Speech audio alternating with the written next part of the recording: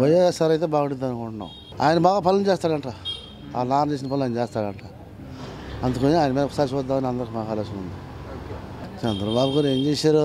చేసినవన్నీ ఎగదింగాడు. ఒకటి ఇయ్యలేదు, రుణమాఫీ అన్నాడు ఇయ్యలేదు, ఆడవాళ్ళు పింఛన్లు అన్నాడు అయ్యాక దింగారు. మాకు అయ్యింది అంత మాట్లాడతాం రాదు, కానీ జగన్మోహన్ రెడ్డి మీద అభిమానం ఉంది మాకు.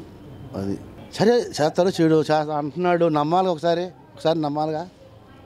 పోటీ అంటే వైఎస్ఆర్ కన్నా టీడీపీ ఉండిద్ది, జనసేన ఏమన్నది ఇక్కడ తక్కువ. దాని వర్గం అంటే వాళ్ళు చెబుతారు, దాని వర్గం మాకు తెలియదు. పవన్ కళ్యాణ్ అని ఇక్కడ కూడా తలడు మాట చెప్పాలంటే ఈ రెండే పోటీలు ఉండాలంటే అంటున్నాడు. ఇక్కడ పవన్ కళ్యాణ్ కూడా మాకు తెలియదు, సినిమాలు చూస్తున్నాయి. ఆయన చెప్పిన హామీలు ఎన్ని చూద్దాం చేస్తా ఉంటాడుగా.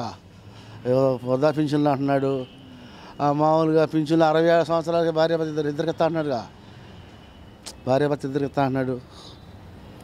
మళ్ళీ రైతుకి నెలకి సంవత్సరానికి వచ్చి 12,000 ఇస్తాను అంటున్నాడు.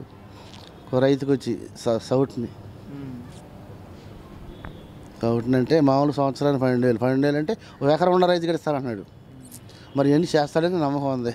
జగనే అభివృద్ధి చేస్తాడని బాగోలేదా అంటే సరిగ్గా వాళ్ళే చూసుకుంటున్నారు, పేదవాడికి ఏమీ అనుకరించట్లేదు. అందువలన అది అందరూ చెప్పేదేగా, మనం ఒక్కళ్ళు చెప్పేది కాదు, ప్రతి పౌరుడు చెప్పే మాట. ఏమీ చేయలేకపోయాడు కదా, నమ్మకమే చేస్తాడని. వాళ్ళ నాన్నగారు చేశారు కాబట్టి అతను చేస్తాడని చెప్పి నమ్మకం. పవన్ కళ్యాణ్ అంటే ఇటీవలే వచ్చిన మనిషి కదా, పవన్ కళ్యాణ్ ఇటీవలే వచ్చిన మనిషి. అతనికి రాజకీయం పూర్తిగా అవగాహన లేదు కాబట్టి అది. తెలుగుదేశం వైసీపీ ప్రతి పేదవాడికి ఏదో ఒకటి న్యాయం చేయాలి.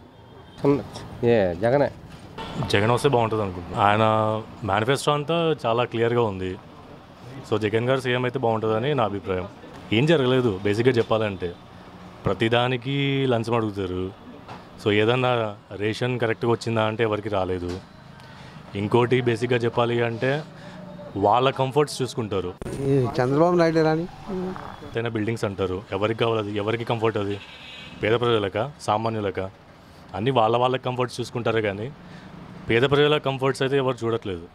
వాళ్ళకి ఓకే మనం హాస్పిటల్స్ స్కూల్స్ కట్టిస్తే వాళ్ళకి బాగుంటుంది, పేదవాళ్ళు ఇంకా ఉంటారు అనే అది ఎవరు ఆలోచించట్లేదు.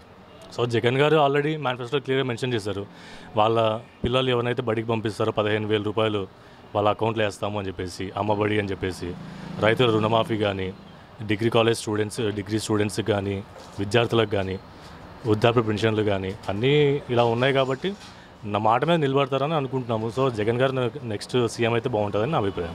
ఖచ్చితంగా చేయగలరనే నమ్మకం అయితే ఉంది. ఇప్పుడు ఆల్రెడీ చంద్రబాబు ఇంతకుముందు కాంగ్రెస్ను తిట్టాడు, మళ్ళీ కాంగ్రెస్తోనే కలిశాడు. అలాంటి వారిని మళ్ళీ నమ్మి ఓటు వేయలేం కదా. At the same time Pawan Kalyan కూడా ఏంటి, చంద్రబాబు నాయుడుతో ఓటు వేయండి, ఆయన ఏదైనా తప్పు చేస్తే నేను ప్రశ్నిస్తా అన్నాడు.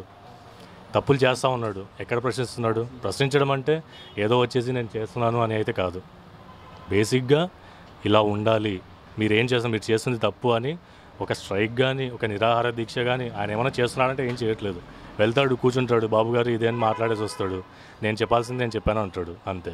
ఆ తర్వాత గాలికి వదిలేస్తున్నారు. ఇప్పుడేంటి రివర్స్ అయ్యాడు, చంద్రబాబు పట్టించుకోవట్లేదు. సో నేను సపరేట్గా పార్టీ పెడుతున్నాను, నా పార్టీలో వీళ్ళు, అంతే.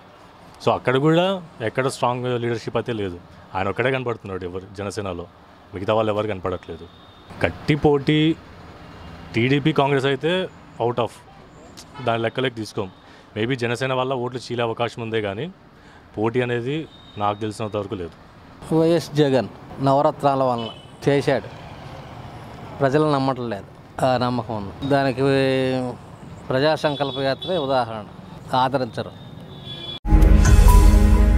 ఈ వీడియో గనుక మీకు నచ్చినట్లయితే లైక్ చేయండి, షేర్ చేయండి.